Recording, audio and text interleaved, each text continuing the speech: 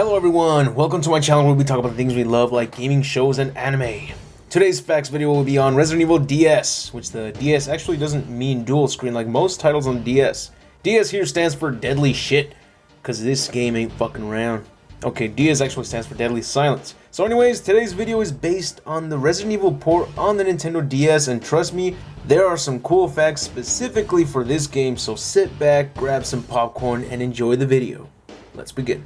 Number 10. Did you know that the original Resident Evil for the DS has multiplayer of up to 4 players? The multiplayer mode has 2 game modes, Versus mode and co-op mode. The Versus mode has you competing to reach a specific location without getting killed, and the co-op mode has you and your friends working together to reach that specific location. If you're playing multiplayer of Versus or co-op, you can't see your partner or your opponent. You can't see them. You can only see a star icon that indicates that that's where the character is at. So it is a bit confusing, but if you're playing co-op mode, you share your health bar with your partner. I know it sounds kind of dumb, but the opponents share the same life bar as well. So if there's a zombie and you're both in the same room and you shoot that zombie, both of you, like, even though you can't see your friend, your ally, and you're shooting at the zombie could go down whether you're shooting him or not, because your partner could be taking that one down. So they share the same life bars, just like you share the same life bar with your friend. And when you take on the boss at the end, it just works that way, where you have to play co-op mode that way. Number 9.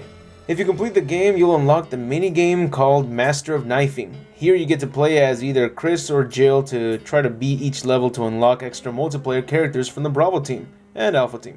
Also, one thing to note, just like the story mode, the game's difficulty is harder if you play as Chris. Number 8. The game features new unlockable costumes for Chris, Jill, and Rebecca.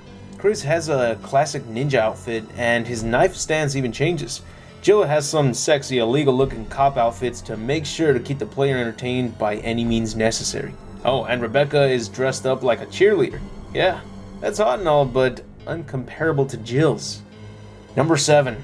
In the part where the player finds world's greatest voice actor, Richard Icahn, the player can temporarily save Richard by giving him mouth-to-mouth. You, as Jill or Chris, must blow into the mic to perform CPR on Richard. Just don't blow too hard, or else blood will spill out of his wounds. Number 6. The game is best known for the Rebirth Mode. It is definitely the best feature in the game. It's basically the story mode with additional puzzles and many more obstacles, which you use the touchscreen to make the game feel realistic as fuck. Number 5.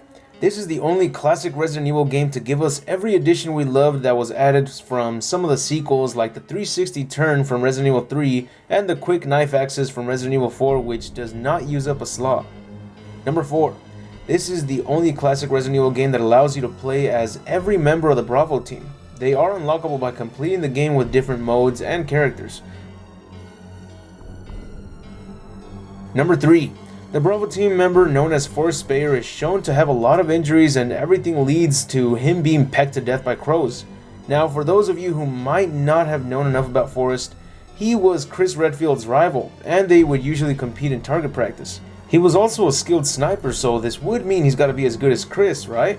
Well, if you look at the hallway before entering this area, you can see that there's bloodstains on the wall, so Forrest must have been bitten by a zombie or zombies, and the crows must have finished him off. He wasn't carrying his main weapon, which is a sniper, and he is instead holding a grenade launcher, but looking at his corpse, you can see that the crows aimed for his eyes, so there's no way he was getting out of this alive. As a quick side note, he becomes a mini-boss in the Master of Knifing mode. Number 2. If you stand still without pushing any buttons for about 5 seconds, your character will change into a thinking stance, and this is where you get to mess with them.